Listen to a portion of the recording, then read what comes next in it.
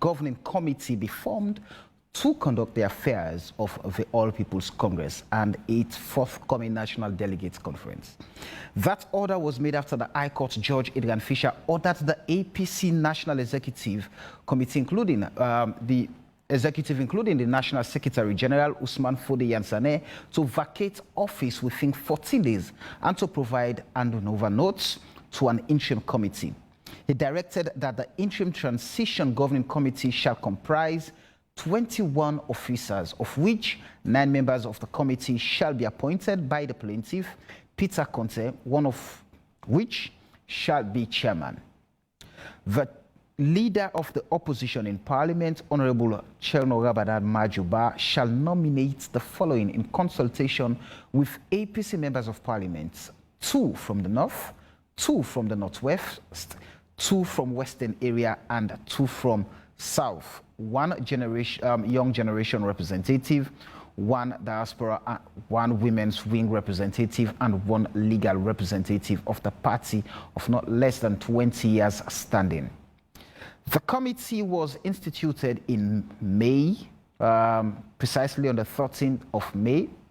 But since its formation, it appears the deep-rooted feud continues to take a toll even in the committee that is set up to transition the party to constitutionality and democracy. The chairman and the secretariat are involved in a war of calumny with apparent 2 factions: Peter CONTEH and Honorable Cherno Bar's factions. Tonight, we will try to dive into the issues and bring out some of them. My name is Samuel Wise-Bangura, and this is AYVN Sunday.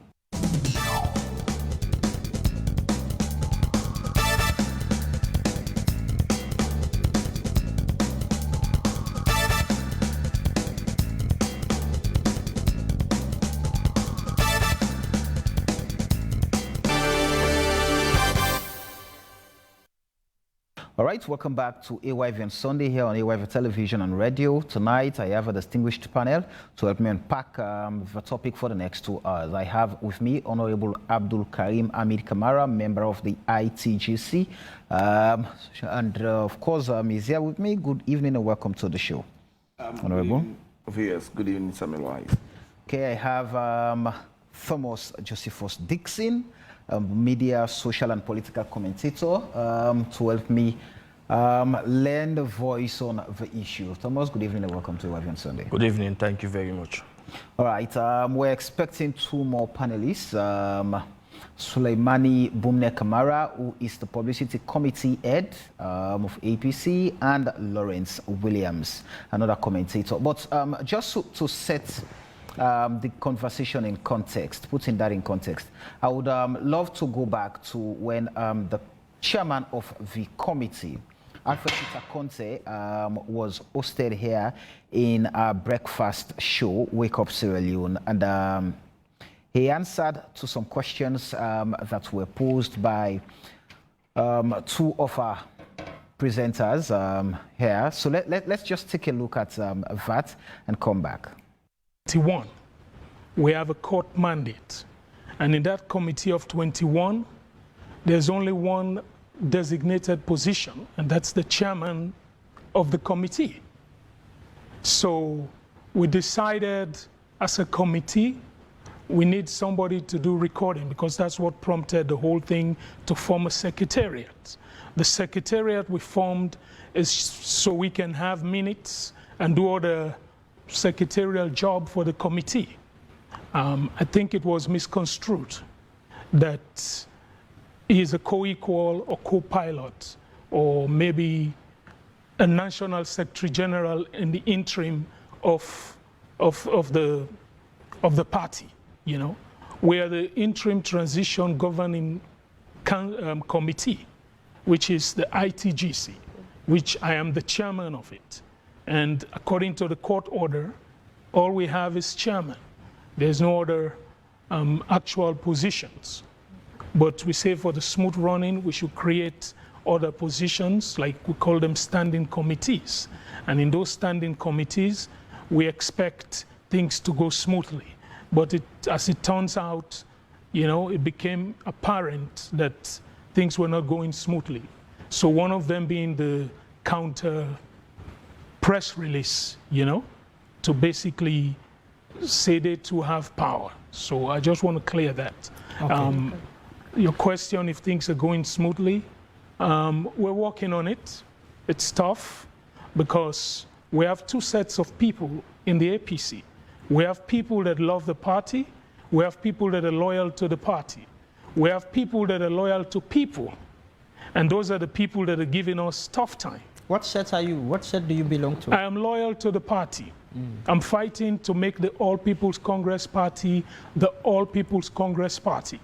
They're fighting to make it the Some People's Congress Party. So that's the fight. So there's some amount of division. Well, I have to be sincere. Definitely, yes. So within the 21-man committee, there is division. It's apparent. And so all this while you have a court mandate, like you mentioned. You have timelines to meet. With this division, what has been the progress? What have you been able to achieve so far? Well, it took a while to figure out that something is not right, but I've figured out that something is not right. And I intend to deliver according to the court ruling and make sure we do everything that we're told to do within the time frame for the sake of the APC party. You doing it alone or you doing it collectively with members of the committee? We're doing it collectively. But you said that you've agreed that there is division. There is division. There is division. It's difficult to get 100% compliance. But I want to let you know that with what's going on, we can talk, we can negotiate, and we can have what you call a middle ground to move things forward. But the delay that you spoke about became apparent to the point where we decided to move according to what you call the quorum.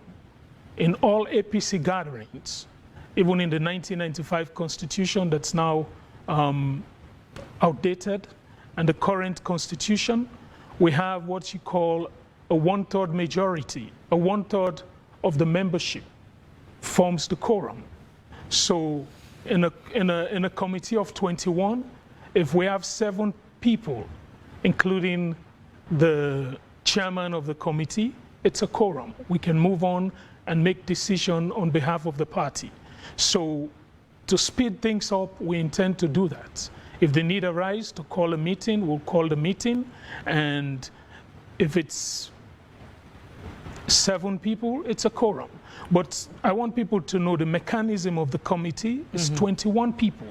8 people are members, 8 of them are members of parliament.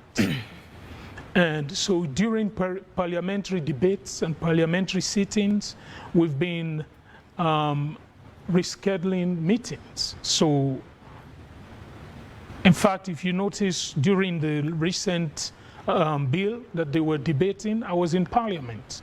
Since the day the parliamentarians were attacked, they called me. One of them called me, not people from the committee, a different parliamentarian called and said, Chairman, this is what's going on. So I came over and I was with them in solidarity until the debates were over. So when the debates ended, they were going to go into what they call committee stage.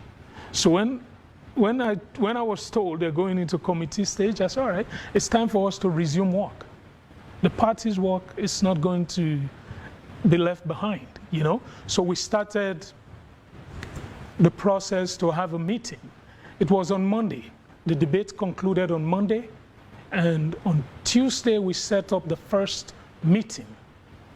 And they said, no, we have a sit-in today, you know? Please, let's reschedule. But I said, you know what, we need to move. The party needs to move. If 8 people are absent, we're left with 13 people out of 21. We can sit and have a good debate. But their presence in the committee as well was part of the recommendations from the court, right? Yes. That they should be appointed. Yes. As well as your own people who are members of the committee. Yes. So this division, is it between the people that you appoint to be part of this committee as against those who are coming from parliament? Is that where the divide is? Well, if you go back immediately after the pronouncement was made or the judgment, some legal people or lawyers along with former members of the executive, the now defunct executive, came out and said, it's a 12-9. It's 9 of them and 12 of us. So they started the division. So since I came, we've been trying to unite these two groups so we can work for the party, you know, and it's difficult because I'll say majority of them, or maybe all of them, are members of the former executive, all of them. Because by virtue of your position as an elected member of parliament, you're automatically part of the APC executive in that particular district or region. And then the next sets of people that came were all members of the previous executive. So basically I'm sitting with the previous executive and trying to effect change. So it's not easy. Now let's talk about your leadership. What are some of the priorities as we head towards the 2023 elections? As we know, you're yet to conduct a lower level election up to the national executive level as well. Well, my priority is to win 2023 elections, to make sure we have the appropriate elected officials that will take us to that election. People need to know this is an interim body. So our job is to be in charge until we conduct elections and elect people that are capable to win the next election. But during this period, whatever comes in, things like registration, I believe it will happen under the interim. So we've put mechanisms in place to tackle the voters registration that's coming up, I think October 3rd to September, or September 3rd to October, something like that. So we're looking to make sure we have full participation and get people to vote, to register. So whosoever became the leader of the party after that will not have too much. How can that be achieved with all this division, you know, taking place? Well, it's the APC. The APC has dynamics that is complex. What are some of the dynamics? This is what people don't understand. We just had 6 by-elections in 5 districts, okay? In those 6 by-elections in those 5 districts, this same committee, the ITGC of the APC, went out, put strategies in place. We didn't even have money compared to the ruling party. I mean, if you take constituency 056, they outspent us. I mean, we're talking of, based on what people told me, it's not, you know, something that I can tell you for sure, but they said they spent close to 5 billion in one election. And we spent not even 150 million in that election, and we won. So the APC has the ability to do things beyond all this. Once we get to the room and we know it's time to push, we put our shoulders together, we will push. We won Falaba district with the largest margin ever, 82%, I'm rounding it up to 18%, you know? So you look at it, we won 4 out of 6 by-elections. It's to show you that the APC has dynamics. That's the dynamic. Are you looking forward to conducting some of these elections and transitioning to whoever will lead the party, or you're enjoying this job? You want to continue and take the party to the elections? Well, that's you make me laugh. The reality is, enjoying the job. I don't know if I can say that. As well. I don't know if I can say that. But we're looking to actually conduct the election. It's not an option, it's a must, because it's the court order. We have to conduct the lower level elections. Once the rules that we promulgated in May or June 3rd, once those rules are accepted by the general public and all that, is being gazetted already. Exactly. Yes. So once that's clear, we clear all the so-called petitions or objections to the rules, and then we make clarifications or corrections. After that, it's time to set the dates for those lower level elections. Let's look at the audits. You're one person who clamped down heavily on the previous leadership in terms of accountability and financial prudence as well.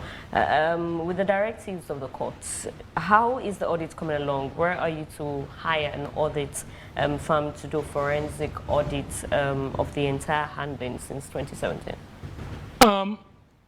We've hired the audit firm, and we did it in a timely manner. We were given a deadline. So we were able to get a firm, and they're doing their job. They're in it, they're working. I believe they were given 60 days to complete the audit and then hand it over to me, and then I'll take it and hand it over to the PPRC. What did you inherit as chairman?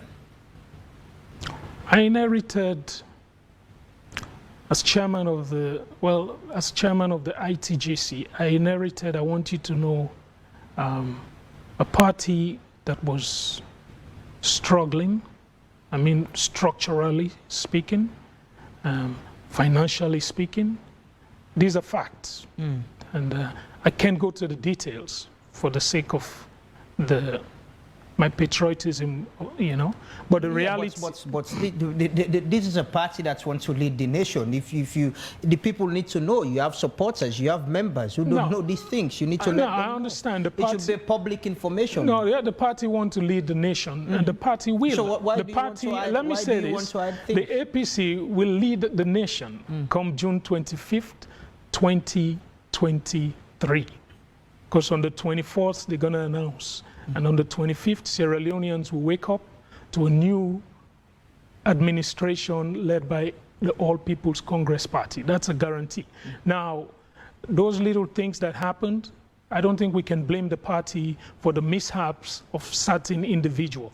So based on that, that's why I say I don't want to go into the nitty-gritty. But the party had leadership. It had, there was a chairman, there was deputy, secretary general, and other executive members. So who should take responsibility of what you're saying that you inherited?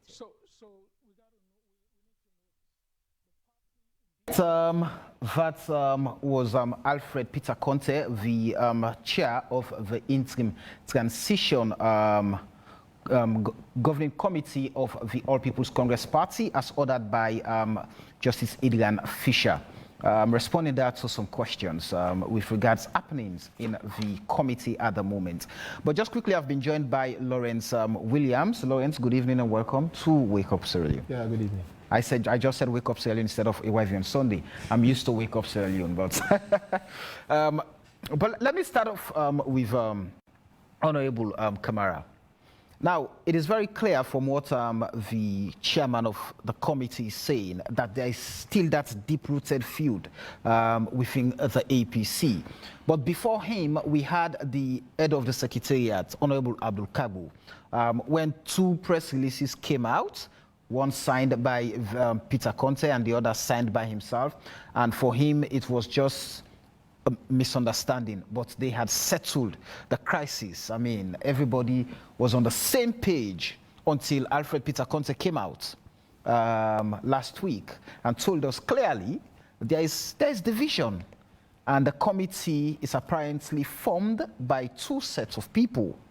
You have certain people who are loyal to the APC, and you have certain people who are loyal to those he fought, to those he went into battle with, and at the end of the day got what he wanted, with the courts saying they should vacate their offices, and they did. So you are there now to revenge, to fight for those who were in offices, from the chairman, the secretary general, and others. Is that anything to go by?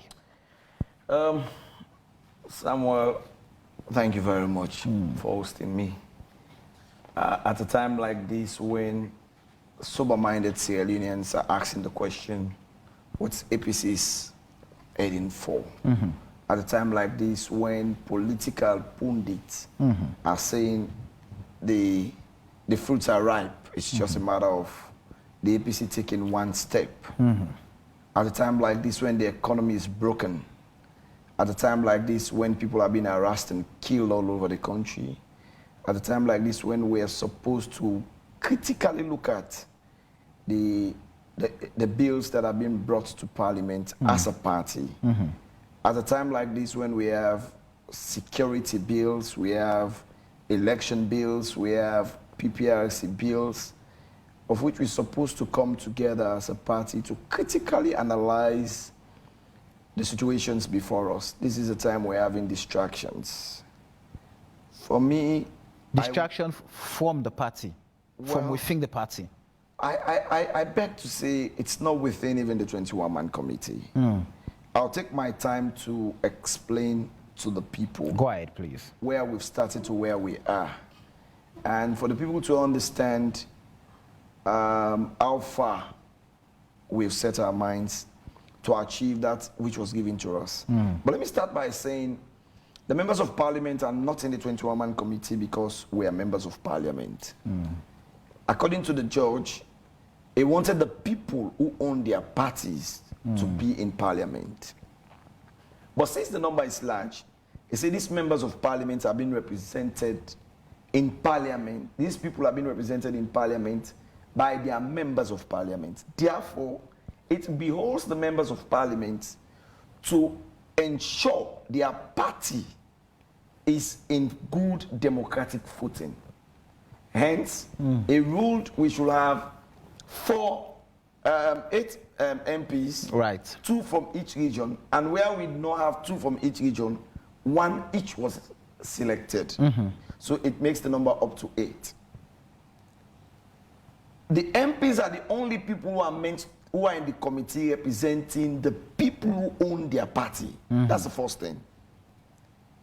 And in the ruling, we are guided by one thing that forms majority, which is for the sake of unity among the 21-man committee, any decision that is to be taken must be done by voting, which presupposes it should be done by the majority. But Samuel, I'll tell you that we are faced in a situation in which I read a piece that was written in defense of the chairman. I don't know who is pursuing him. But what he said in his piece is, the truth they've not told you about Alfred Peter CONTEH. Who wrote the piece? Himself. Okay. And I will take just 2 of the things he said. He said, 1, they tell you Alfred Peter CONTEH is a spy sent by the SLPP to destroy the APC. But Alfred Peter CONTEH was in America and he was a fundraiser. I said to myself, okay, a fundraiser. I have not seen any part in the APC constitution that talks about a fundraiser. So meaning he has not been opportune to be within the hierarchy of the APC by constitution. He said he came back in 2017. He was a lead supporter of John Bono Sisay.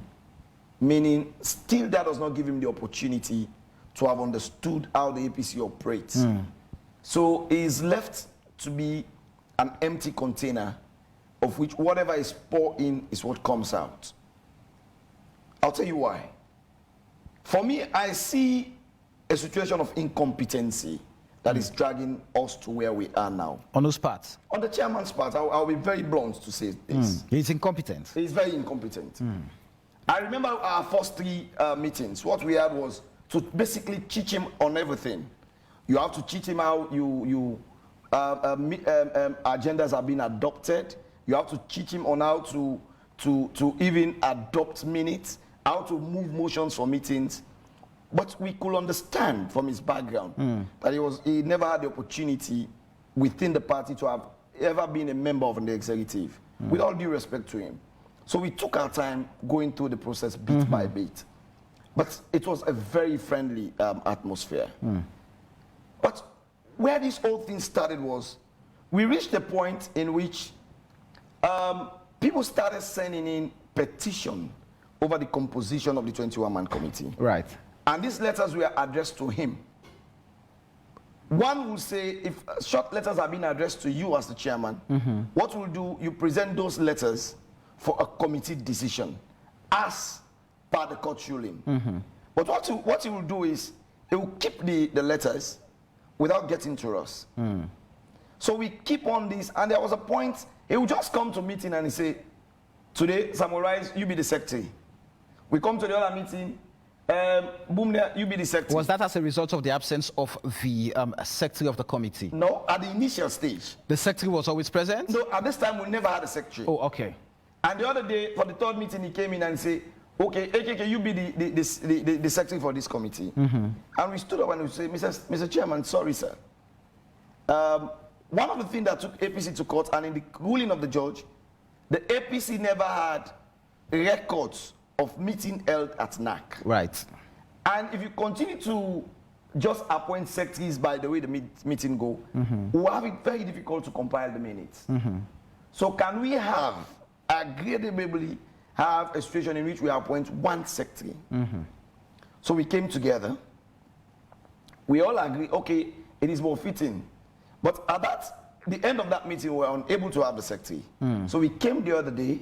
The man who is sent to be the secretary of that meeting will not attend the other meeting, so we never had minutes. So the Honorable Amadou Kanu is the oldest among the MPs that are in the committee, said, Mr. Chairman, you see the need to have a permanent secretary. So we all agreed and we said, okay, let's go into having this secretary position and other position within the committee. That was the time the chairman said, I have petitions against the MPs and the 3 other nominees. I said, Mr. Chairman, we've been here all this while. We've been working together. The chairman petitioned them? No, he said people had sent in petition. Oh, the letters you were talking about? Yes, people have sent in petition long before now. Questioning them? Questioning these people. And therefore, as chairman, the 3 people who are the Youth League representative, the Women's Congress representative, and the legal man should go out whilst we were voting, whilst we were supposed to take the decision of the voting. As to who becomes the secretary? Yes, another position say, oh no, Mr. Chairman, this does not call for. And at one time, there was tension in the room. So we came to a point, the meeting was called off. We went again for 3 consecutive times. We could not proceed from that level. He will come and say, I have a letter. I have a letter. So the other day we asked, can you present to us the letter? And he sent the letter on the group where we all were. Of the 21-man committee? Yes. We sent one of the letters, which was written by one Ibrahim Sori Kamara, popularly known as Rahim. So he sent in the letter. And we were reading this letter and we asked, Mr. Chairman, have you ever seen this letter? I said, no, I have not seen this letter. Have you met the person who wrote this letter? Who sent the letter in the group? He was the one who sent the letter that he's receiving that letter on that day. No, he did not send the letter, sorry. The letter came from PPRC, reminding us as a committee to know if we've taken decision on those people who have been petitioned by Ibrahim Sori Kamara. And so the chairman said he did not see the letter prior to he has never seen the letter. Have you met the person who wrote this letter? He said, I've never seen him. I don't know him. So as we were reading the letter, we asked for the original copy that was copied to us by PPRC of the person who petitioned. And as we were looking at the letter, I came to realize there was a number beneath the letter. So I called the person's number. And the name that appeared on my phone was Rahim. And this Rahim was a schoolmate and somebody we stayed together for a very long time. And this Rahim was the person who earned the photo of the chairman at the party office. And this Rahim, as we were talking, was outside waiting for the chairman to end the meeting. So apparently you're now saying Rahim is an ally. No, I am not saying an ally. What are you saying? I am saying, I just want you to understand. Or is he a stooge to the chairman?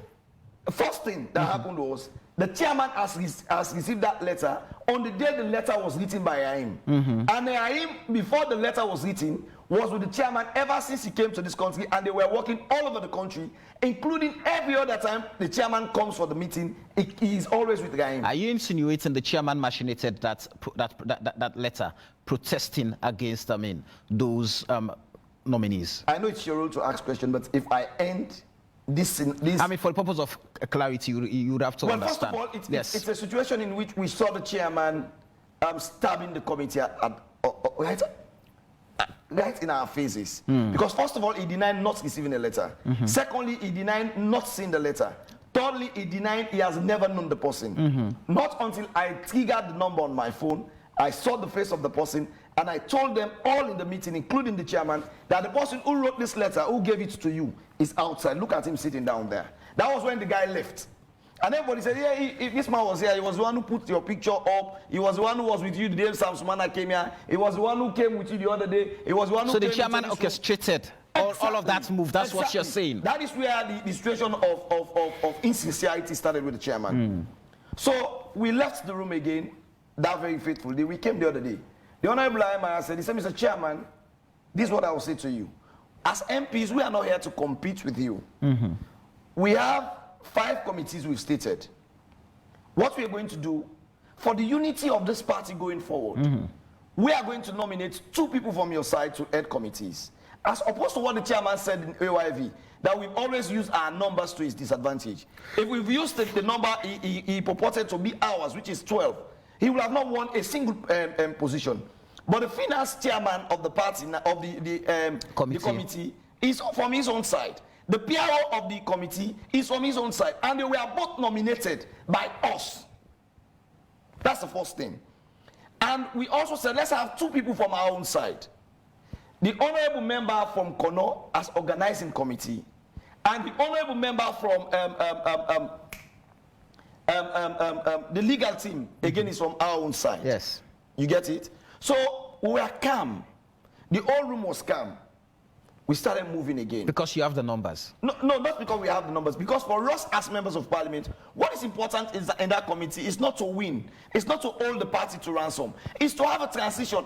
I don't enjoy, the thing is not a privilege for me. It's a burden. Because I have a constituency to cater for. I have a job to do in parliament. And after all these meetings, you have to also go to party office. Let me quickly ask you this question. Let me land. The other issue we had with the chairman is from the inception. Mr. Chairman, these are not community meetings where you go to discuss regular community issues.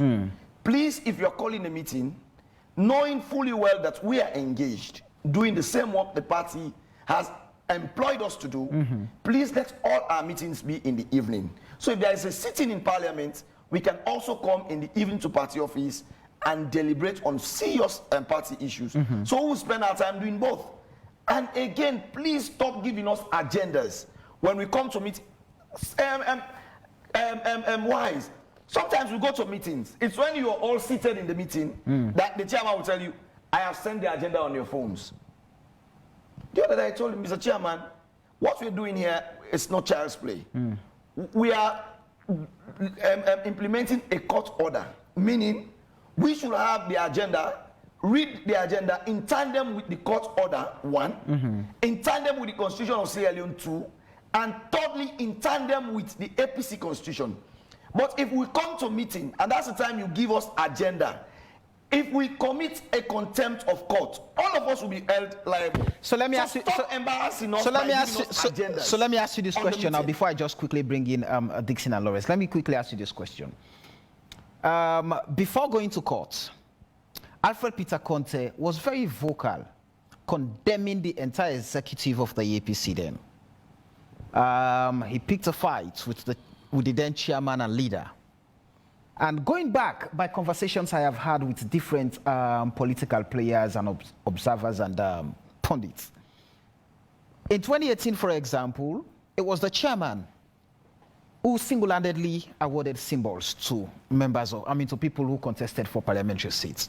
So Alfred's claim that you guys are fighting for the interests of the chairman, the former chairman and leader, the former secretary general, the leader of opposition in parliament, who are perceived to be in one camp. That's what you're taking to the committee, undermining his leadership, trying to show that he's not competent at all. So at the end of the day, people will come, oh, Alfred has failed. Is that not what is being machinated here? If that's what he claims, I wish he was here to air himself out. But if that's what our plan were, initially, we would have not, first of all, allowed anybody in his committee to have been a chairman, a member. In fact, most of us, as members of parliament, like me, I'm only in the PR committee. I'm not in any other committee. For all of his men, they find themselves in all, we nominated them from almost all committees. Secondly, when it came to the issue of having the laws, the regulations, the rules for the lower level elections, yes. I'll say this to you. At that time, there was nothing like division. But when we came to the position of voting for what is to be the cost for various positions, for the position of flag bearer, in the same room, we're all divided. We are not divided based on how we came. I believed in 1 billion. Aaron and Abdulkago believed in 500. Rashid supported me. Bumne supported me. You understand? Yeah. Loyaba believed in 100. So we are divided. It was so peaceful in the room. There was nothing absolutely like who is to get this or who is to get that. Let me come to this issue. I am not the competent person to speak on this. But I went through a system in which symbol was awarded to me. Right. And the system I went through was not just You were not unpicked. from the process of saying, oh, well, we went to Cambia and from Cambia, AKK is awarded the symbol. I was taken around the constituency. We had a public interview. Competency were sought. And people from the district who were stakeholders. Again, I want to say this I owe nobody an apology for this. Which is? People who said today President Komai used the selection clause, I'll say with no hesitation that senior comrades of the APC who came from those districts, most times were the people who recommended candidates to President Komai as chairman. Let's leave that to another day, Samuel. The fact is, as a leader, you take responsibility. But nobody was awarded a symbol in Cambia district without, first of all, going through the lead stakeholders who are ministers in the cabinet, stakeholders who are head of MDs, who are NAC members. Who are NAC members. Okay. So give me a break. Continue to stay with me, Honorable. Let me just quickly bring in Dixon. You've listened the submission of Alfred Peter Conte.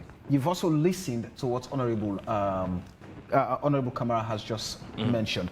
So it appears there is this rancor, the impasse, the pandemonium, should I say, it's just getting deeper every now and then. Instead of a smooth transition to constitutionality and democracy, there is still that fight. Well, I mean, where does that put the APC? What do you foresee, or where do you see the APC going? Well, I think this has put the APC in a gridlock situation. When you say gridlock situation, it's like a very tight traffic. Wherein it is very slow, where the cars are moving slowly at a snail pace. And this is the situation the APC is in now. But there are facts that we must establish. Go ahead. One, that this is a transition committee. And they are to prepare the ground so that there will be lower level elections, so that at the end of the day, people will elect the executive and so on and so forth. But you can have, what I have observed is that you have a committee that some people in the committee seem to wanted to hijack the party. And these are people who claim that they are coming into the party for democracy. Right. And if you are saying you are coming to the party to restore democracy, I believe the mandate of Alfred Peter Conte, or the purpose of Alfred Peter Conte, should ensure that there should be swift transition. Swift transition in the sense that there is no need for rancor. Let's go according to the court order. Let's go down to the people. You know, as opposition party, you have to create a situation wherein you can become a credible alternative, wherein the people going to the 2023 election, people will see you as a credible alternative. But you can't keep on fighting. You can't keep on fighting. You are presenting a picture to your own supporters, to your sympathizers, that you are not yet ready for election. So that is the situation. The rancor in the party, the intra-party rancor, is creating for the APC and for Sierra Leone as a whole, because people out there, democracy is about competing ideas. By this time, we want to be seeing that the APC had gone through the lower level election. They have created their executive, maybe we want to see that they've gone through the leadership of flag bearer contest, because the ruling party, they've done so. Since December. They've gone through their executive. They've had the flag bearer. And we are hoping that we'll know who should be the flag bearer, who are the executive members of the APC. But what is happening now, we don't know. And these people by now should begin to speak to the public, telling us what is their economic policy, because it seems as if the 2023 election is going to be about the economy. So we should be knowing what is the economic policy of this particular candidate. What will you bring different from this candidate? Over and above, for me, I think Alfred Peter Conte, they want to hijack the APC and create a situation wherein the party cannot move faster to elections. And that's my next line of question. Alfred Peter Conte appears to be the crusader. Yeah. In all of this, trying to, according to him, or in his quest, he wants to restore constitutionality and democracy within the APC and ensure that the APC becomes a party for all. But in his quest, in the interview I played earlier that he had with us here, he was asked by Marina whether or not, the accusation is that he's sold out already. The APC is a sellout. The SLPP is actually pushing him and all of that. And his response was, he's not going, he was not going to deny that, but I'll tell you the AP, in his own words, I'm not going to deny that, but I'll tell you the APC is a party that accuses anybody that stands up for the right thing, and I will continue to do the right thing. So, but if you look at his arguments, again, these other players in the committee, he said, he fought against these people, and these people are so powerful, so they continue to influence the committee. So it's the problem with the crusader or those who've helped the party? For me, I think it's about imbibing democratic culture in the committee. And when you go through the ruling is saying that decisions should be made by simple majority. Right. And what created this whole problem is a situation wherein Alfred decided to select people to serve as district chairman or district representative of the party. How can you cry down selection and then you embark on selection? It means you are not sincere. You can't say you are against selection. You preached against the selection of your party in the build-up to the 2018 election, which, according to you, caused the demise of your party in the polls. But you should not embark on selection again. What you should have done is to encourage the committee to make swift decisions, to have lower-level elections, to have delegates that will vote for district executive, delegates that will vote for national executive. But for you to begin by selecting and picking individuals, I think for me it is wrong. You cannot say you are in for democracy and then you go back to the old ways. His allegation is that he suggested to the committee members that, hey, let's a particular member, for example, takes this district, and it's still in the interest of transition. And according to him, all of them agreed, but they would go back. They would hold me in the wisdom of the court order. No, I think that is not the mandate of the. But the question I want to ask: if all of them have agreed in that committee, according to Alfred, and the other players would go back to I don't know. I don't have the word to use. Their godfathers. Go by their political godfathers. Go discuss with them. Come back and they told him, we're not interested. We're not going that way. But well, I think first of all, that is why the honorable there was talking about Alfred should be bringing agenda beforehand, and they will look at the agenda if it is in tandem with the spirit of the judgment, of the verdict. Yes. And if it is not anything that is not within the spirit of the verdict, it's contempt of court. And it's a crime that is punishable by law in Sierra Leone. Up to a jail, or you can go to jail for it. So I think they have to be very careful. Their mandate, there is a transitional mandate. It is not something that is very ephemeral. something that is very short. Right. And there are time frame, I think about 3 months. They should have completed this whole issue of transition, build the party from the grassroots, having a grassroots executive up to national executive. But I don't think in this case, Alfred, his arguments are worth the salt. Lawrence, let me bring you in. I mean, you've been following happenings within the APC since Justice Adrian Fisher gave that, that ruling. What is really happening from your findings? What have you understood between the old faction and the Peter Conteh's faction? What is happening? Okay, to start with, I want to reference the Constitution. Section 35(1) provides for the establishment or creation of political parties. And 35(2) says that the internal organization of a political party shall conform to democratic principles, and its aims, objectives, purposes, and programs shall not contravene or be inconsistent with any provisions of this Constitution. So, the APC as a political party, why my brother Dixie and I, the non-APC guys, are here, it's because, political parties are a creature of the Constitution. Right. And because they are a creature of the Constitution, they are regarded as state institutions to some extent. And the actions, inactions, deeds, and omissions of any political party in this country have a telling impact on the population. It have a telling impact on our livelihoods, because most of the decisions taken, as much as we say governance and politics are intertwined, are decided on by what? Politics. Yeah? Now to the question. Dixon has already established, where exactly, what went wrong.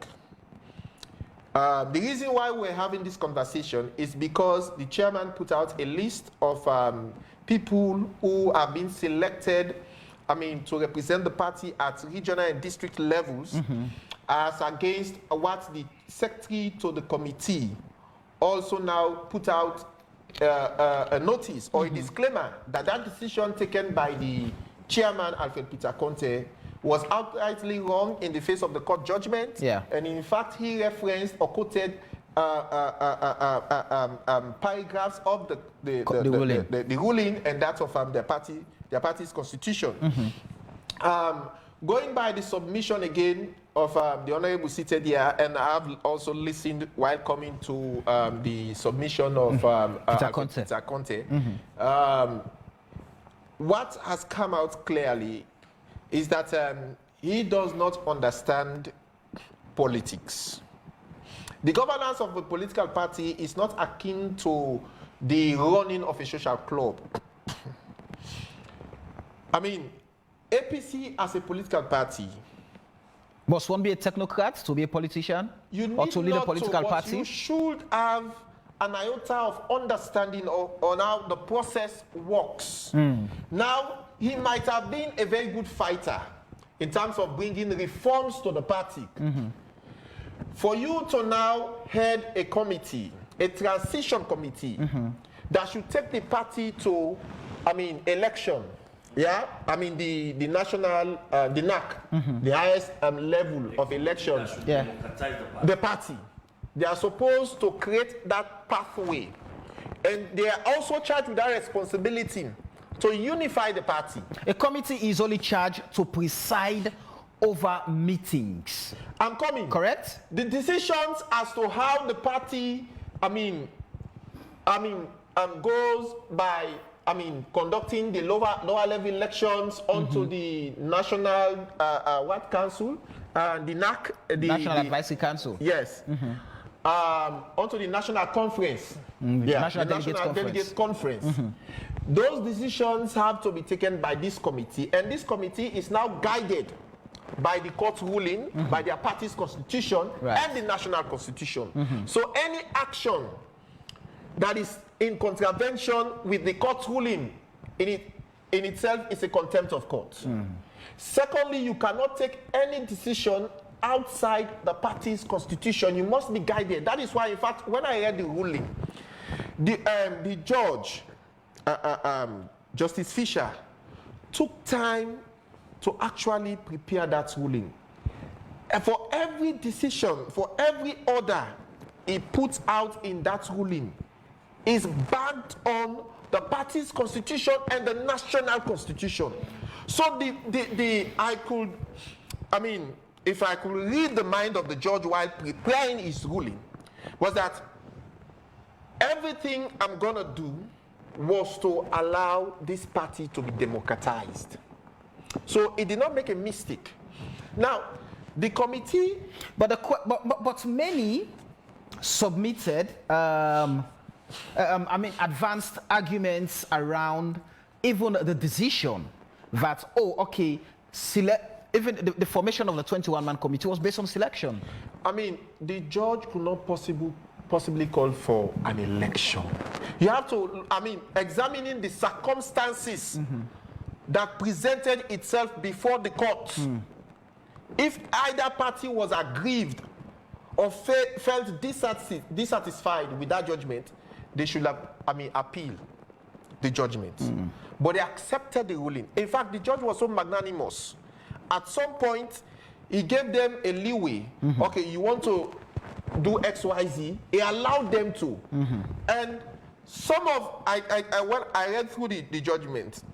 The judge was so gracious to have allowed one, I think Adi Macaulay is mentioned in the ruling.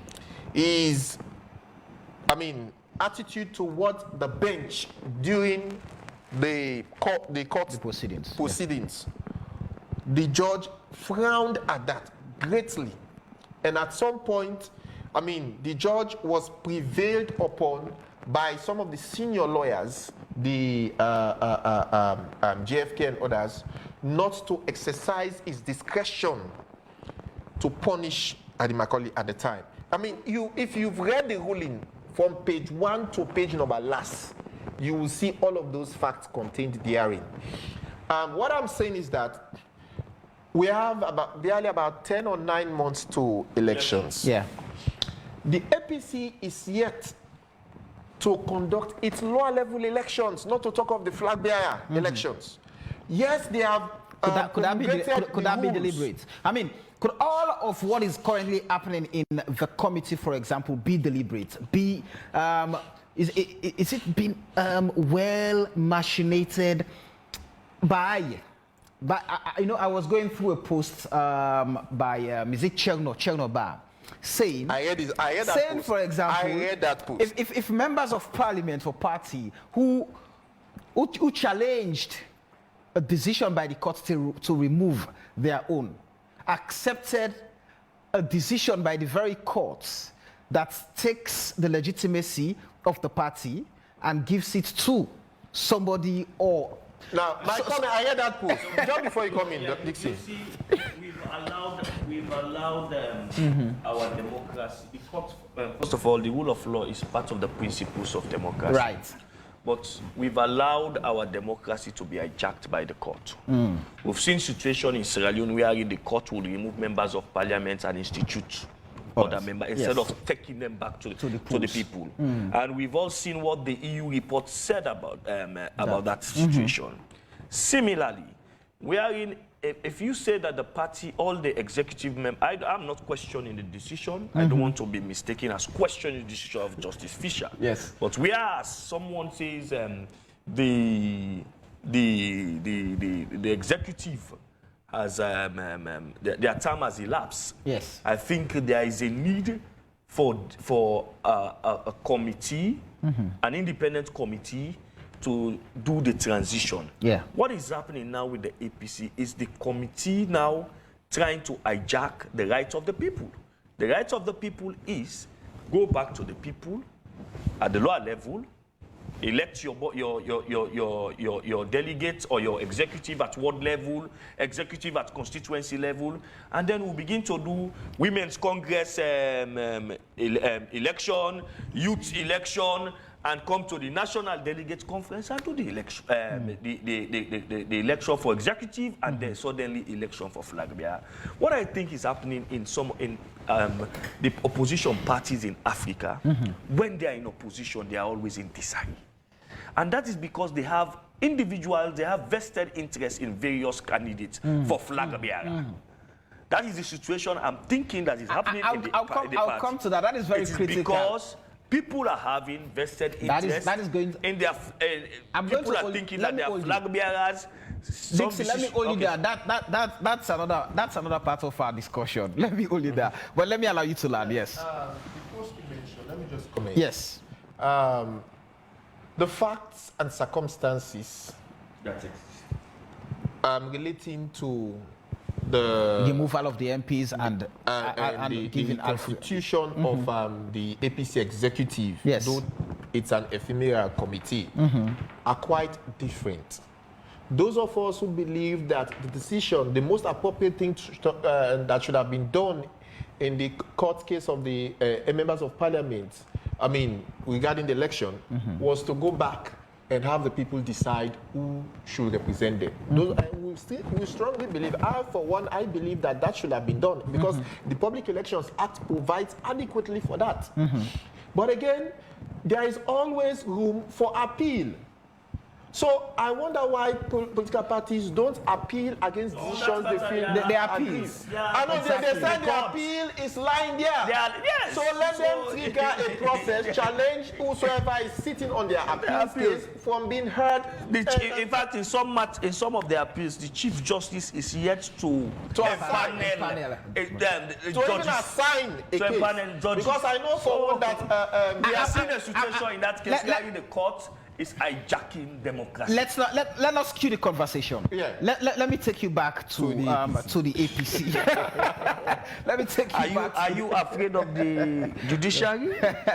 I mean, I've had conversations. You are very apprehensive about the judiciary. And I will continue to have conversations. Or are you trying to go to the judiciary? I'm not allowing you to intimidate me. The conversation tonight is about APC.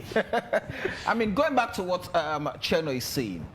The APC, the executive, the members in parliament, the leadership in parliament, I mean, they feel so relaxed, I mean, so comfortable that the court makes a decision and they are happy to go on with the decision. So for him, that is suspicious.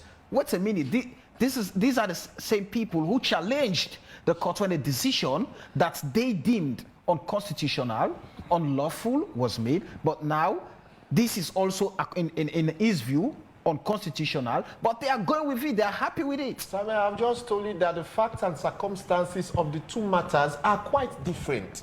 Give me this recent one with the committee. The one with the committee, in fact, this one, now APC gonna court. Let me say it bluntly. And why? Because some people think that some others have hijacked the party and we are holding the party to ransom. And going by their party's 1995 constitution, for example, that the time for that executive, the lifespan of that executive had elapsed, and it was renewed. I think they gave them, a year or 2. 3 months, 6 months, extension. Yes. Kept on extending the life of that committee.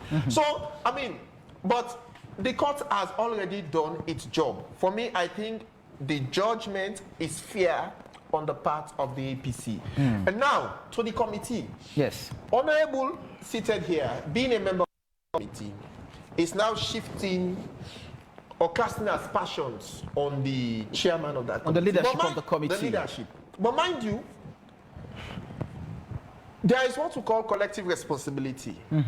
This is a committee where you all are charged with the responsibility to ensure that the right thing is done in the interest of the party, within the spirit, the letter and spirit of the court judgment and your party's constitution and the national constitution in mind. And you have a time frame to deliver. Now, assuming that you could not fulfill these obligations within the specified time frame as stated in this court order, what's going to happen? I wonder whether they have ever thought of that. And how will their constituent members, the registered members and supporters of the APC perceive these people to be? Because it's not going to be, oh, na chairman make not do this, or na chairman make not do It's a committee. The question is, you all have a shared responsibility.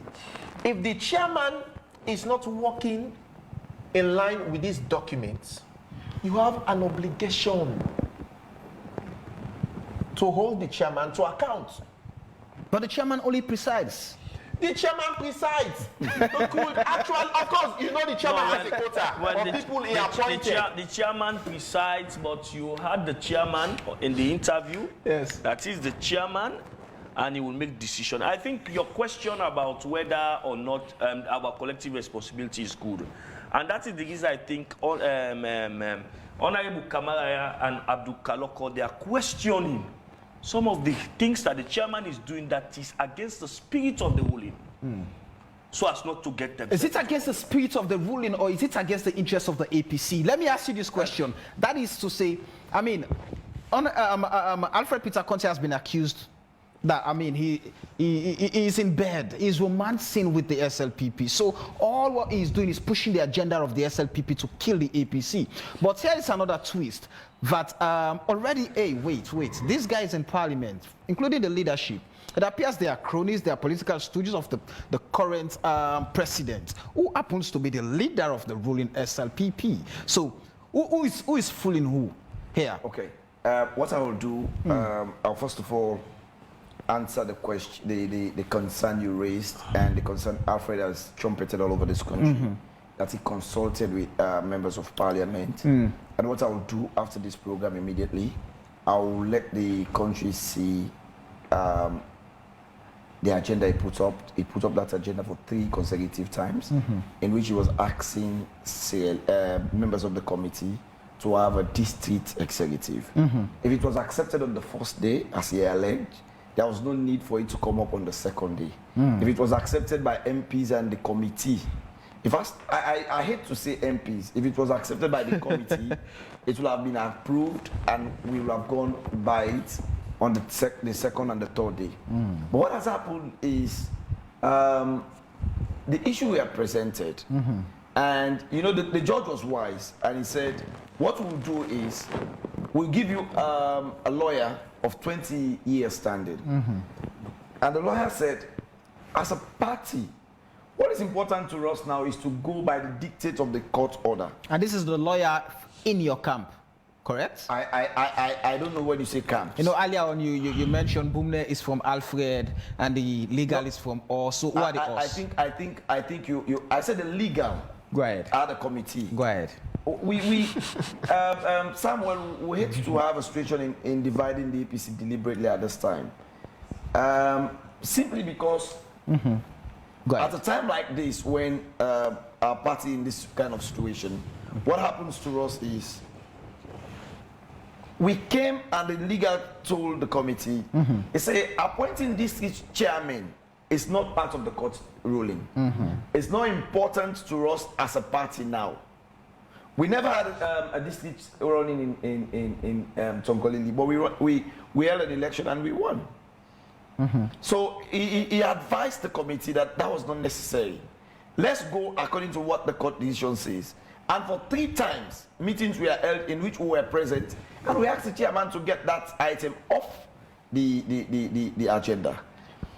So it's not, if we had accepted as he's claiming, why did we have to ask?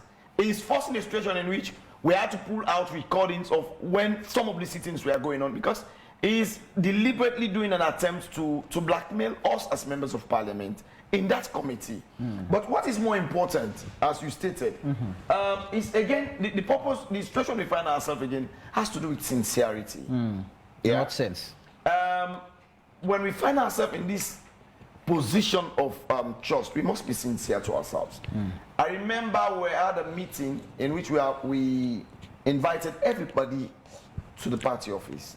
And if you check your recordings, you will see Alfred saying he has received enough money from the party. In fact, there is money in the foreign currencies account that has yet to be charged. it was shock for some of us for him to come here again and say he received an account that was messy. That is lack of sincerity. When Alfred took over the party, in our first meeting, himself and Honorable Ibrahim Bundu, what he requested for was to meet with President Nkrumah. And he's saying, he told us what President Nkrumah has done in the party is enviable. But he was here saying what he received from the then executive was messy. So for us, we tend to ask, where is the sincerity in some of the things we see as a... Do you have money as a party? Money? Well, interestingly, even the money that was given to us by the by-election, I heard him talking about money. He received a messy account. What we've received so far as a committee, I'll tell you, ever since, whatever Alfred has collected has never gone to the account of the APC. Alfred collected in what sense? When people give donations, like what Sam Sumana gave, what other people donating give, to him directly? To the by-election. Who were they donating the money to? To the party. And who was receiving the money? He was receiving. Alfred? Yes. He would sit in the office and he received these monies by every standard of... What happens to the accounts? Let me come. By every standards of accountability, if you receive monies for AYV, it doesn't mean because you have to buy water, you just go and buy water. That's misappropriation. Thank you. You send the money first to the account yes. before these monies are being disbursed. So as we sit here now, we've not received a single, we cannot give account of all the monies we've received under Alfred's leadership. So when you talk about accountability... But he mentioned here that the party did not spend up to 150 million in the well, you see, that's where the situation is. We'll take what he says in AYV, compared to what we've received from different players, you understand, and see where he has spent the remaining cash. So when you talk about accountability, you know, lawyers will say, if you have to prove equity must the cleanness of funds. So when he talks about a messy account, is there no finance controller in the committee? There is. So is there a usurpation of power? Is Alfred saying, hey, wait, you're just holding that position, you don't handle this? Is that what is happening in the committee? If it was a time when I was a journalist, when I had Alfred speaking, and it was so vociferous, it was like showing power, that I am the chairman, henceforth I'm going to do what pleases me. It tells you he's a dictator. If somebody will come to a meeting, you know what is more painful? It's not the appointment of these committee members, yeah? It's the situation. If you look at the minutes, yeah? It said announcement. He came to a meeting, and in the agenda of the meeting, it said announcement of interim chairman to districts.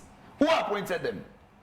Was it discussed? He did not even come to the meeting saying, we are going to discuss the formation of interim chairman for this district. It's an announcement of committee chair for those districts. And we're all saying, wait a minute. Mr. Chairman, sorry. Who appointed this? Who did this? Who did you consult in this? That is dictatorship. And that is against the spirit of which Alfred went to court. Don't forget, we had a first court matter with the NRM, which says they wanted reform, the constitution, selection is to be removed. The second matter was against, you know, Alfred had prayers going to court. He prayed that the executive should be removed because it was selected. The NAC should be removed because it is selected. The party should be injuncted from holding any activity. Alfred said all district chairmen, all constituency chairmen must be removed. Sadly enough, when he talks about appointing chairmen to various districts, everybody will think, oh, it's just for the smooth running of the party. But let me tell you what happened yesterday. The Honorable Abdul Kagbo, Poloko district in general, and many other districts, as we're going to elections, as we're going into the registration process, are galvanizing committees to help the party at the constituency, zonal, district level. Is that in line with the court ruling? Let me come. Go ahead. They are mobilizing themselves as members of the party to ensure they have structures being put in place for people to go and register from their villages. Because Alfred has appointed Ibrahim Bundu. Let me tell you what Ibrahim Bundu did. He wrote to the LUC of Honorable Lunge. Ibrahim Bondo. Yes, Honorable Ibrahim Bondo. He wrote to the LUC of Lunge, Yes.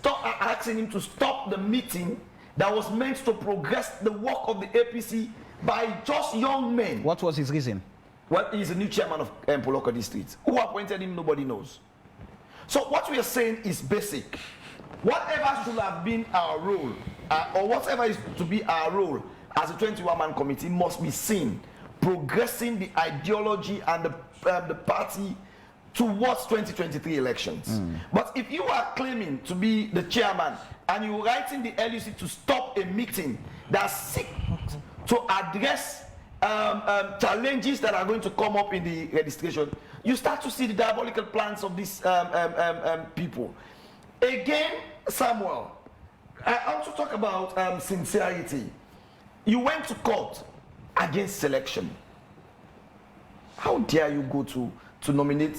You know, the insulting thing we saw on social media, Berete saying, I was not consulted. And because this is not done in the unity of the 21-man committee, I'm giving up.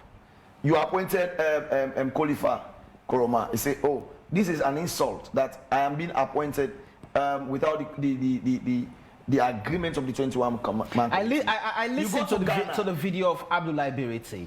I've listened to that video. But just quickly, the question now is, with all these positive things you guys are pushing for, you on the other end, what's the interest? Is the interest the APC, or is the interest let's give power back to those that had the power? In this current situation we find ourselves as a party, you tend to ask the question of, how is it possible for you to say, let's give back powers to those who had power? This is an election process, for God's sake. The only problem we have, for which some of us, I have said many times that we don't have a problem within the 21-man committee. All we're asking the chairman for, Mr. Chairman, give us an agenda 24 hours before the meeting. Mr. Chairman, let's adopt the agenda. Mr. Chairman, if there is a minute, before we proceed to the next item, can we read the minutes, adopt the minutes? Because if you have a minute that has not been adopted, how do you hold that tomorrow to say, this is, it was upon this agreement we had in the 21-man committee that this decision was taken. I told him that some of the decisions we've taken, we have not adopted those minutes.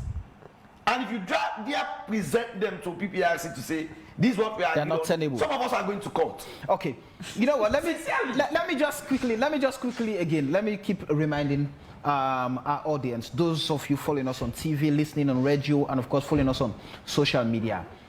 We still look forward to receiving Suleimani Bumne Kamara, the publicity head of the committee, who is apparently on the part of Alfred Peter CONTEH. Whether he's here physically or he will want to make a phone call, we'll still accept that, but we still look forward to having them, though we do not have enough time, but whatever time they join us, we'll definitely go on with the conversation. So Thomas, there is something very critical. You know, going back to when the judge, Adrian Fisher, when the APC sought the variation and they were given, okay, go and adopt your constitution. Another provision that was in that order granted was the issue of membership, that they should regularize all outstanding membership. And so when that was made, I had Alfred was in the US. I had an interview with Alfred, and Alfred was very keen. Of course, there were membership issues, one of which he cited was Sam Sumana, Chief Alhaji Samuel Sam Sumana, former vice president. So where you had wanted to venture, the issue of vested interest as to who becomes the flag bearer is, for many, it appears Alfred is pushing Sam Sumana's interest. And for these other guys, it appears they are pushing Dr. Samuel Kamara's interest. So there is that interest on the table. Who should become the flag bearer? So who wins? I definitely know I'm secure. Well, I don't believe that it is only Sam Sumana and Dr. Samura Kamara's interest At play here. at play. There are other candidates. Right. You have Paulo Conte, who've come out and declared intention. You also have Kefala Mara Yes. and others who have come Dr. out and Richard declared Conte. Richard Conte and all that. So I think, as I said earlier, it is a matter of vested interest in their political godfathers per se. But again, I think they should look at the bigger picture. The bigger picture is about getting your party prepared for a contest. The bigger picture is about getting your party a flag bearer. We all know now among the other candidates, who is popular. Now let's go to the polls. Now go to the polls and vote your candidate. You can't have your candidate by hijacking the party. You can't have your candidate being flag bearer by refusing to transition. The only way you can have a candidate, a presidential candidate, is through the ballot. Now they remove this election clause. You have to go and elect. And how can you elect? It's for the party to go back to the grassroots, do your lower level election, get your delegates, allow these presidential candidates, the Sam Sumana, the Samura Kamara, to campaign to delegates. And these delegates will see reason. So vote them. Vote for the one that they think is best for their party. So it is, for me, it is the fact that the committee is plowed with vested interest for the political flag bearer of the party. But I think if they want to move forward, they should do away with it. I could remember before 2018, the SLPP had similar problems, but they were able to do lower level elections. They were able to ensure that lower level election is done. They were able to ensure that at the end of the day, let us go to the polls. It's about the polls. It's not about one man in the committee choosing. At the end of you can't say you are democratic or you are championing democratic cause in your party, and then you started selection, the same selection that you went to court with for. You can't do it. For I think Alfred, as chairman of the party, has the responsibility to guide the committee. He's chairman of the committee. Of the committee. Not the party. He has the responsibility to guide the committee. Guiding the committee to ensure that they implement a transition that will have some democratic credence. That is his mandate. But for you to now deviate from that and say you want to appoint a chairman at Putloko, a chairman, no. In fact, you are telling the people of Sierra Leone that, in fact, what I was against is what I'm now doing in my party. So for me, I think let them look at the bigger picture. As I said in my introduction, Sierra Leoneans are looking out there. They want to see the policy of the APC. They want to see the presidential candidate the APC will put up for. Comparing it with President Biu, comparing it with the other candidates that will be available. And it's a marketplace of ideas. At the end of the day, they will look at the candidates with the best idea for them, and they will vote for that candidate. So Lawrence, the interest of flag bearers. So the other day somebody was telling me, I think the flag bearers, those who have intentions to go in for the flag bearership of the APC, are the ones sowing all of these seeds. But looking at the APC and where they've come from and the path they told us they are headed, are we seeing a sway from that path? Now, for us in this country, it is a custom for political parties to descend into chaos when they are in opposition. Dixon passively mentioned or cited the case of the SLPP.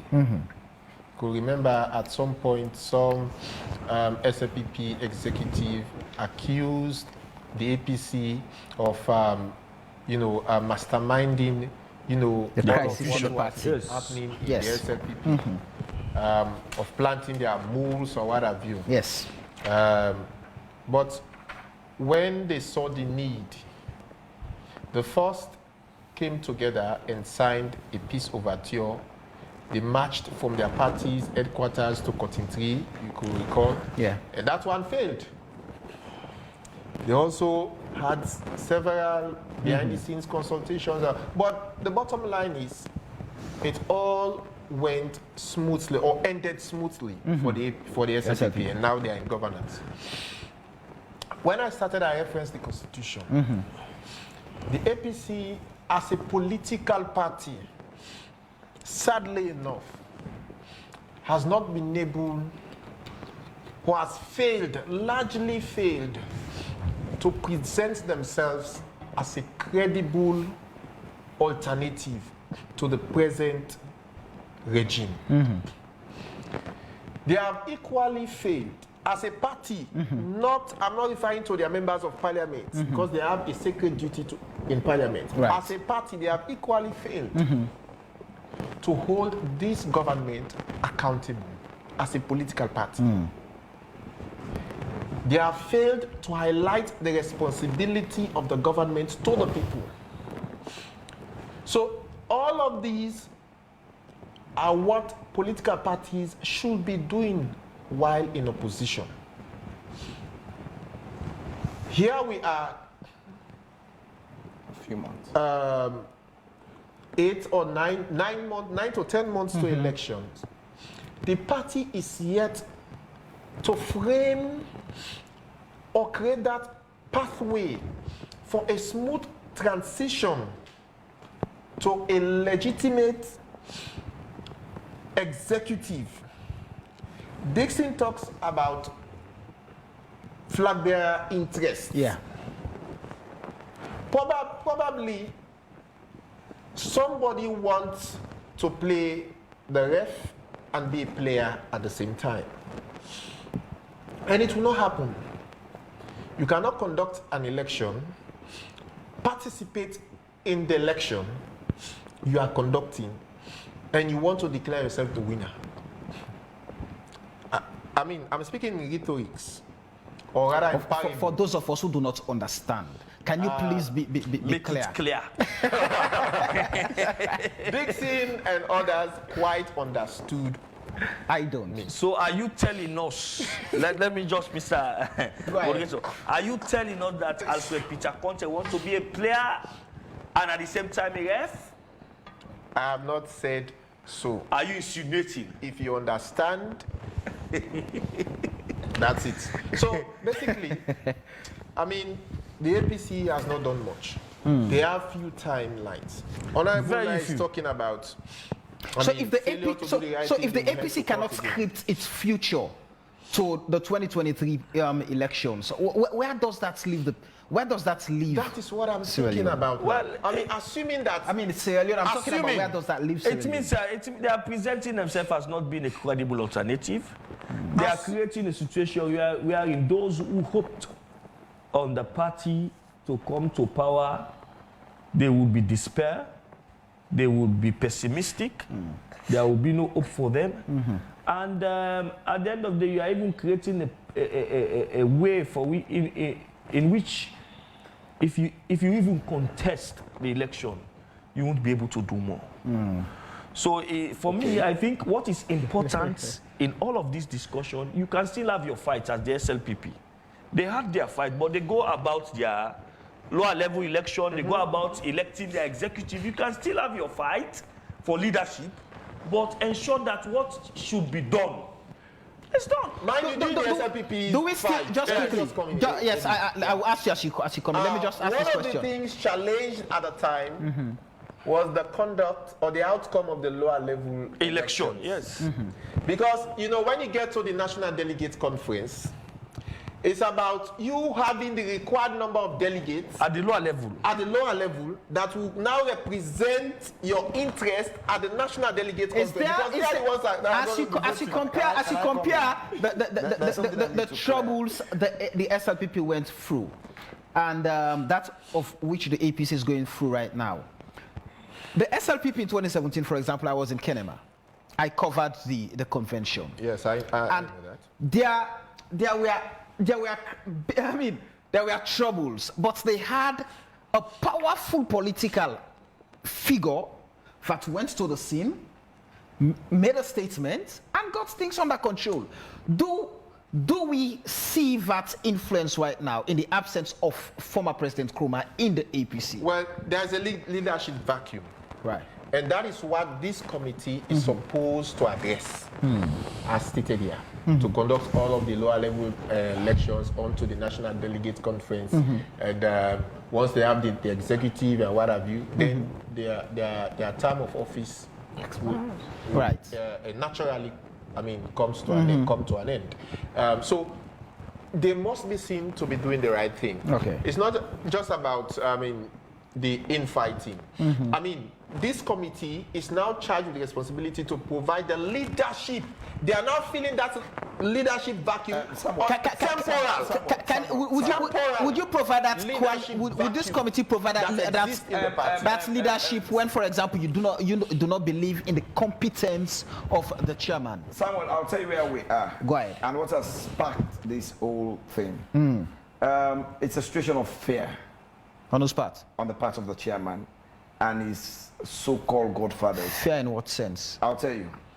We've gone through all the process. There are but 2 decisions that are left. Which are?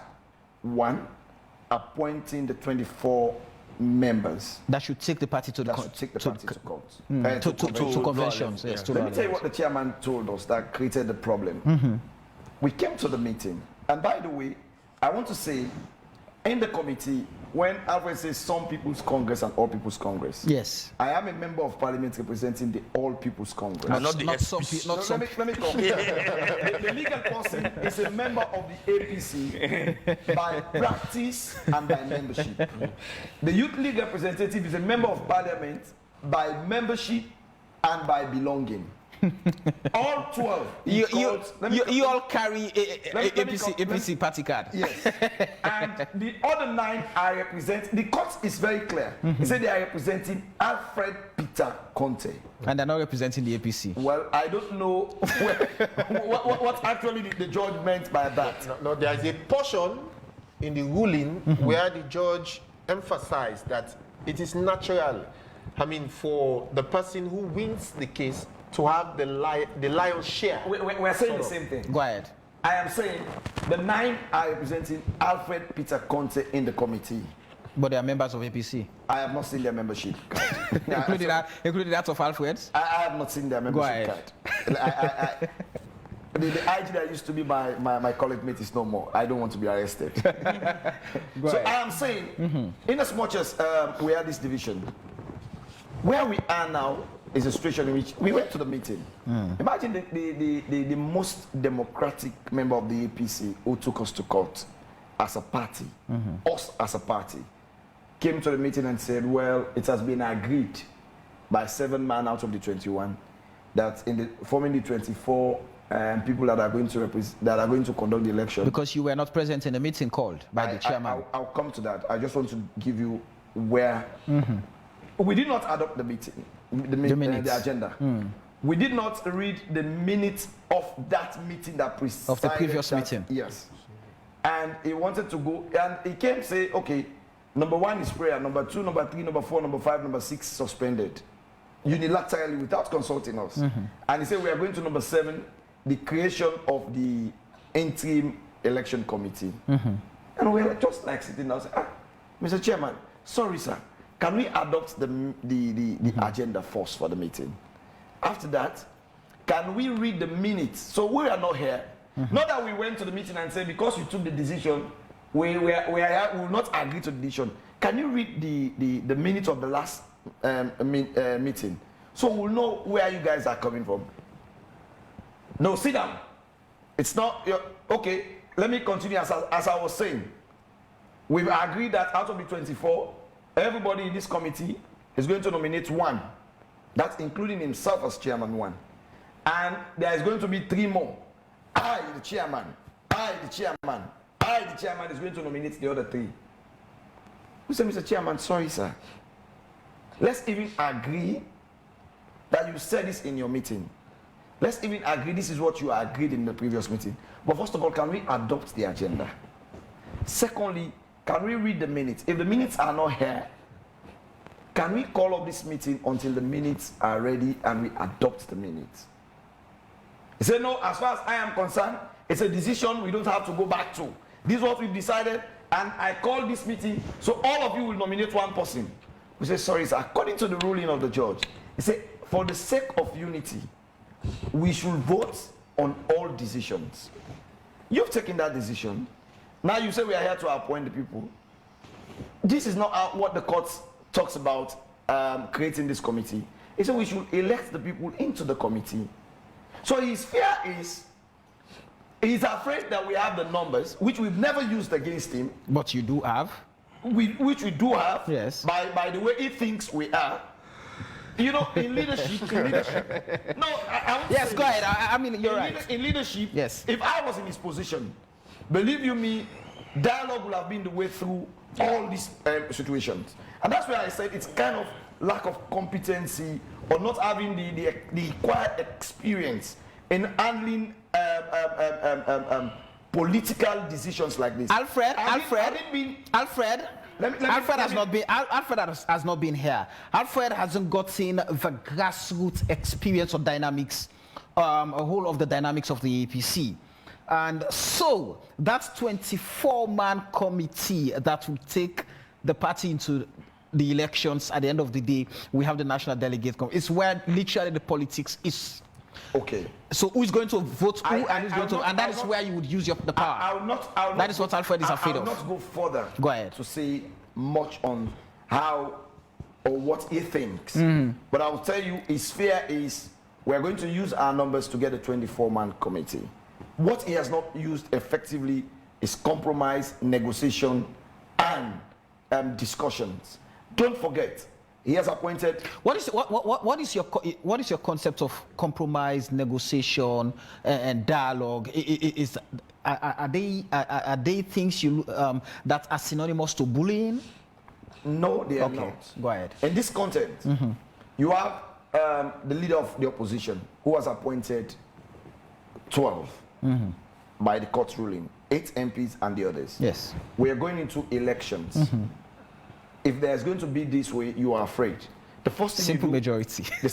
No, even before going into elections. Right. I told you how we nominated how we elected the current people running the executive. What was wrong to at least have a bilateral engagement with the leader of the party in parliament? Is it a crime? Secondly, I have heard people saying it's a struggle for power in the APC. I'll call all the MPs and name you flag bearers who are so close to us. Nobody's close to me in the APC among the big six than Petito and Richard CONTEH. For various reasons, I will tell you. But you will not tell me because they are close to me, I am there seeking their interest. They are your clansmen. No, they are not my clansmen. Go ahead. But we have built relationship far that exists this. And I'll say this, when we had the first fracas of this, it was also on a decision on how to have certain things, make certain, the rules, before we went into the rules.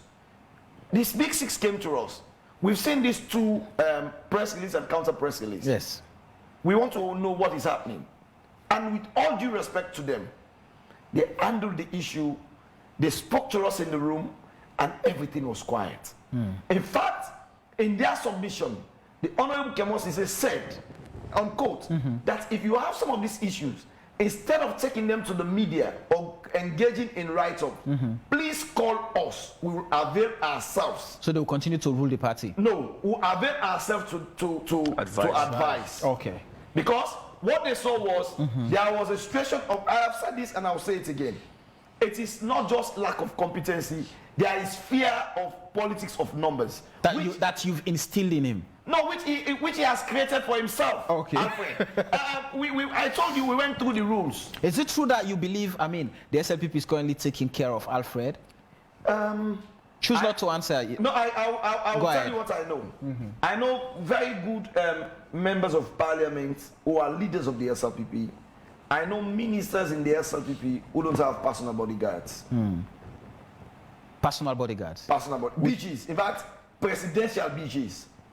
So if Alfred is having one, I wonder. Means his pocket is heavy? well, they are not people you pay for. That's the sad thing. Secondly, if at the time, you know, we had a meeting with the peace brokers of the APC, and on that meeting, I felt pity for Alfred when he said, he was with us in Parliament, he followed the debate, but when they told him we're going into committee level, he thought it was just one small room. And that was when he decided to call a meeting. But the inconsistency is, when he posted the agenda in the committee, we showed him the other paper of Parliament and asked him that we are the most delicate part of the bill. And he scheduled. He did not schedule. And what he said in that meeting, well, he considered, and in fact, he gave, I have it in my phone, he gave a further instruction of everybody in the 21-man committee to attend the parliamentary sitting to continue to give support to the members of Parliament. To our dismay, the meeting was held to appoint district chairpersons. All right, let me bring in. Let me quickly bring in some of our viewers. We have hundreds of messages, but unfortunately, guys, I would apologize before even I start reading your messages that would not take even half of them. Ronald Justin is saying, Sierra Leoneans, I hope you can see what these two parties have been up to in 61 years. Their aims and objectives have never been for your betterment and for the country. They are in for their selfish needs. When will you voters for once keep them out of power for a better Sierra Leone? Because until then, you all will remain as you are in the abject poverty and no future. Interesting. Cherno Ebra is saying, I don't think your objectives are for the 2023 elections. Based on all these submissions, Honorable, what is the way forward that would include the 2023 elections? Lawrence, we're in studio together, you and I.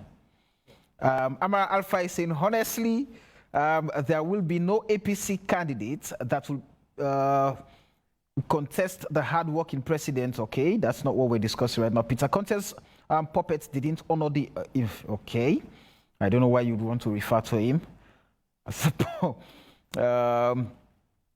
Above this discussion, the APC party belongs to the paid-up members and supporters. Therefore, Alfred Peter Conteh should get our party into convention. There is not enough time for us to kick this SLPP regime that has failed the citizens. Supporters and members of the APC should pay attention to Alfred Peter Conteh because there is no time. If anything goes wrong with the APC 2023, Peter Conteh will be held highly responsible for bringing doubt to the party. The party was already having flag bearer in Samora Kamara. That's Daniel Kabo saying that. Honestly, the SLPP is more democratic, than the APC. But Boka Issa is saying the undermining of the 21-man committee is currently happening right now in front of our faces. Right about now on AYV, interesting, by a member of the committee whose political godfathers are the expired executives led by EBK. Okay, the political infight that is existing within our party among senior members had drove most grassroots of the party into trepidation of the party preparedness to emerge the 2023 elections in first round. Saidu Alhaji Bangura, it's not clear. So as a member of the party, I suggest you guys should try to resolve the problem amongst yourself with immediate effect before it is too late. 2023 is fast approaching, guys. Zat Marabi is saying the judiciary is responsible for all the failures in the APC. If there be any problem, the people of this country should hold the judiciary responsible. If the MP now is saying that Kemosise asked them to consult with the 6 men elders to resolve their differences, why are they here? Michael Kuka is saying, I have always thought of what Auntie Sylvia Blyden says. What would happen to APC with her experience? She earlier explained that just maybe APC will not take part in the 2023 election. Karimu Kenneth. Yaba Musa is saying, honestly, our biggest problem is and will continue to be finding it difficult to kick these two political parties out of power. We are the cause of our problems, like APC, like SLPP. Interesting. So many messages, guys. I think I'm going to take at most 3 more. Alhaji Amarakibe is saying the APC party is not fit for purpose. Sierra Leone lacks a credible opposition. How do you expect a party this disunited to rule this country? Jonas is saying Alfred Peter Conte is a dictator and an undemocratic individual who is running a mission for his candidate and the SLPP. Abbas Habib Bangali is saying APC has always been a very uncompromising, in as much the MPs in that committee do not regard Alfred as a leader of the committee, so there is going to be continuous confusion. Abdul Kabo is saying MPs and the other 4 are representing the third defendant, which is the APC party, whilst the other are representing Alfred Conte. Wow. Okay, so I think I have to hold the messages there. Guys would have to forgive me. I do not have time to go through all of these messages. But quickly, Dixon, I mean, what path should the committee take that would lead to them compromising and becoming a formidable force that would actually have a perfect plan for the 2023 elections? Well, I don't think it is the responsibility of the committee to design a perfect plan for the 2023 election. They have the foundation to do. No, the mandate of the committee is to ensure that there is transition. Is to ensure that they democratize the party. Is to ensure that they appoint the 24 interim election committee members so that they can do lower level elections, so that they can do. By the way, by next month we'll be going into registration. Right. We are already in August. By September, yes. Registration should start, and we think that some of us believe that if there is this rancor in the APC, then they will not be able to galvanize their supporters to encourage them to register much. And even their supporters will lose hope in the future of the party. For me, I think what I think the committee should do is to imbibe some form of dialogue and negotiation. In any democracy, Alfred Peter Conte, knowing fully well that he doesn't have the number, should be able to bend backward over dialogue, negotiate so that things would work. If you want things to work in his favor as a leader, there are ways you could do it. Even when you have limited number, you could negotiate, you could talk to people. But if you are not doing that and you want to begin to dictate things that we are against in the party, you have started bringing them, then you are trying to hold the party to ransom. No wonder you see people accusing him of being used by the ruling party. That is not something that we've not had before. Right. When the SLPP was in the ceremony, we heard that it was the APC that was responsible for it. And similarly, we are now hearing that Alfred is under the is under the payroll of the SLPP. So for me, I think that is subject to investigation, whether it is true or not. But in fact, I've had members saying, "Oh, Alfred, since he returned, Alfred has been staying in the hotel, paid full time for by the SLPP." All of these are allegations. These are all allegations exactly. That we could not determine the veracity of those allegations. For me, I think the APC members of the committee should ensure that they tried and implement what they were ordered by the court to do. Yes. There was an issue you raised, and you were talking about the issue of the SLPP saga at the time. Yes. Ours. Ours is different. In the SLPP, it was members within the structures of the party that had issues with the existing structure. In our own situation, it was somebody who has never had the experience, who had never in his life been even a sweeper elected in the APC, that is standing on the way of the party. And Alfred was not even the chairman of an NRM. I mean, the group. These were people. Just for people who were following. The National Reformation Movements of the APC. Alfred was just there as, I think, according to the group then, the financier, I mean, the deputy leader who was based in the US, financing the operations. I think I'm not going into the NRM saga. I told you earlier on that we had two different people. The NRM wanted a structured APC. Right. The NRM wanted a structured constitution. That was handed over to them, to the party. We all came into a round table and we did justice to that. Okay. And that is how you saw people like Minkailu and the others quietly exiting. Because what they wanted was a fair play within the party. That was assured them.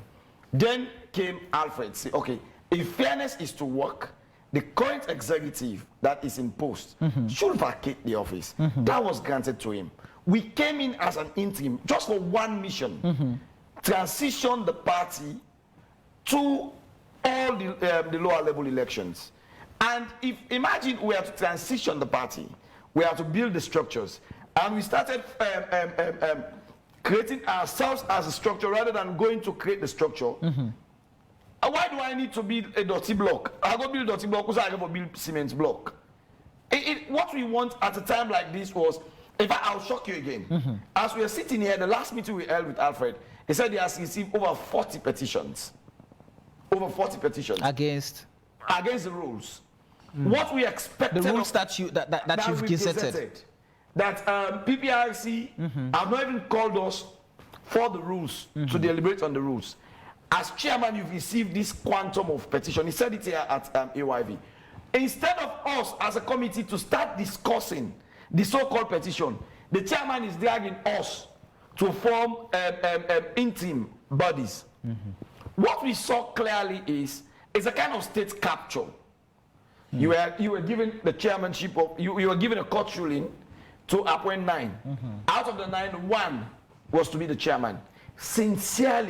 Sincerely, we all went to that room with the expectation that by experience, by political knowledge, Ibrahim Bundu was going to chair us. I'll tell you why.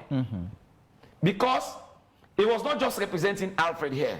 He has the required experience. And I'll say... And considered as an elder of the party. Thank you. Leader of government business. Yes. If I was Ibrahim Bundu, I was not going to work in that committee. Because it was humiliating for him. And even Ibrahim Bundu heard in this thing, believe me, he would have not gone where. He's a good negotiator. He has the required experience. He has the required expertise to take us through all this process. I want to allay the fears of people. We have not done anything that is to jeopardize the winning of the APC. As members of parliament in the committee, all we've asked for, Mr. Chairman, sorry, sir, can we have the agenda before time? Mr. Chairman, sorry, sir, can we adopt the agenda? Mr. Chairman, sorry, sir, can we read the minutes of the meetings? Mr. Chairman, if we're going to take decision, can we vote as stipulated by the ruling? Okay. But you see, you read a text message and somebody saying, we need to respect Alfred. What is more respectful for a chairman that comes to the meeting without something that is in the agenda and said, members of this committee, I think the 9 people I have nominated must be paid every week because they don't have anything doing. So is the allegation true of 300,000 that they should be paid sitting fee? They are paid every week. Sorry, 300 Leon. They are paid every week compared to Marita Mbaka, who is also not working. Are you not receiving? Why should Are you not a member of the committee? If I what we told him, again, to see the dictatorship in him, he tabled the issue. We told him, sorry, Marita Mbaka, who is just a woman who is not working, a graduate, unemployed, said, for me, I want to work for the party. Having this opportunity is good. I will not receive anything. All the MPs denied not receiving. The youth rep said, I will not receive on behalf of anybody. So you're saying your camp rejected? I don't want to. The people representing the party, it's not our camp. The people representing the party, Alfred and his men are not representing Alfred. Okay. So we representing the party say we are not going to receive this. You are rich people. Well, it's not been rich. Or you're putting the party's interest above. Thank you. We came in even before accessing the funds, even before receiving, before knowing what is in the funds. You understand? We said, come on, we cannot be receiving monies from this party. And Alfred said, well, it's your business if you don't want anything, but my 9 men, you need to pay them. Right. And I wanted Bumne to be here. When Bumne complained his vehicle is broken, he cannot come. Alfred, out of the money he received, he also asked us, oh, let's give Bumne 2.5. Received from donations? Alfred, a part of the donation fund. Okay. So for them, it's a so you approved it? It's before us. The committee approved it? No, we did not. Okay. But this was the money I asked that Alfred, that he has received. Because when you say other people are corrupt, other people have done this, tell us what you've received on behalf of the party. And again, sadly, you know, this is where I hate to say this. When lawyer Alpha Jallo in the committee wrote a lengthy 2-page letter calling Alfred to order, yes, as the legal person in the committee, that the way you do meetings, the way you call meetings, the way you go on the committee is against the spirit of the ruling. I caution you as a member of this committee. What Alfred did, because Alfred saw the headline that the Honorable Chenoga Bernard Majuba is a managing partner of that farm. So it's for him, it's coming back from your camp to hunt him. This is where quickly. This is where the fun is. Quickly. And that also shows the incompetency of our chairman. It's a sad one. Quickly. You have in the middle of the sea, you took a driver, you understand, a truck driver to be the captain of the boat. What do you expect? If I work for AYV, and in my capacity as a journalist, I go to investigate the chief minister in this AYV, and I wrote that letter in my, I do a tweet in my name, what will bring Gino Navo in? Well, because it is not published. It depends whether the editorial policy can change that. But let me end this. We do not have time. I know we don't have time. Alpha wrote the letter in his capacity as a lawyer, and a member of the committee, and a member of the advisor, the legal advisor in the committee, and as a member of the committee, he has an address, and that address is B&J. How can you tell people it's because you opted for this? That is absurd. It's just lack of competency. Let me allow you to learn quickly. For me, I think they have to both, the APC has to ensure that they try to mend fences so that they will present themselves as very formidable. If not, I'm seeing a terrible 2023. And they should not allow one man to hold them ransom as a party. They should move and move speedily. I thought by September they should have had the local level elections. Of course. But what I'm seeing is that is practically impossible. No, we will. Well, we hope so. Sierra Leoneans hope that by September. We are sure by September you will have not just done. Lawrence, let me hear from you. The people of Sierra Leone the much. You know, one thing Alfred will say before you come in, my brother. He says we are going to ensure the favorite candidates of the people win, and that's what we all work to. So as you give your party shot, let me read this message just quickly. The message is saying the committee can fight all they want among themselves, but as we as members of the party know that there is a court order which is clear about the mandate of the committee and with timeliness for implementing the mandate. What is holding the party up now are the rules that govern the lower level elections and the NDC. Exactly. Once the rules get through PPRC, we will be on our way to having our elections done. Interesting. I mean, this is a very senior member of the APC. But let me allow you to give your party shot. What's the way forward? Before I come to what's the way forward, you do not have time. Yes. It's quite interesting or rather intriguing for us to judge by the actions or the conduct of our political parties. When you look at how they conduct their intra-party politics and the internal democracy, it's a reflection of a national governance system. That is why we are still lagging behind as a country when it comes to development and other indicators. Yeah. The way forward, the court ruling is the Bible for this committee. It's the constitution for this committee. The committee's mandates are clearly spelled out in this court ruling with specified timelines.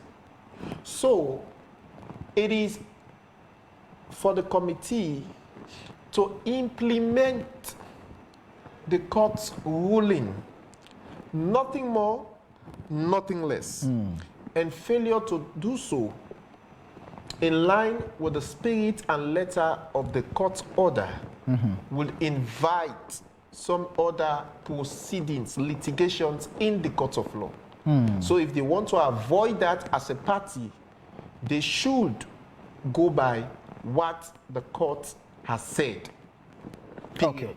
All right. Unfortunately, this is why Before we end, just give me 5 seconds. Which, One, the issue that has brought about this confusion is not part of the rulings of the judge.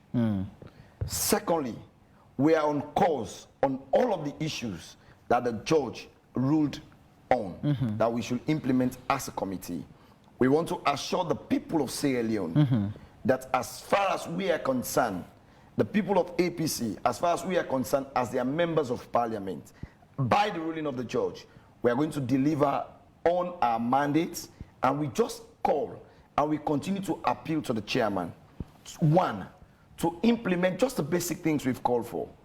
If you want to call for a meeting, give us 24 hours notice. Send us the agenda early.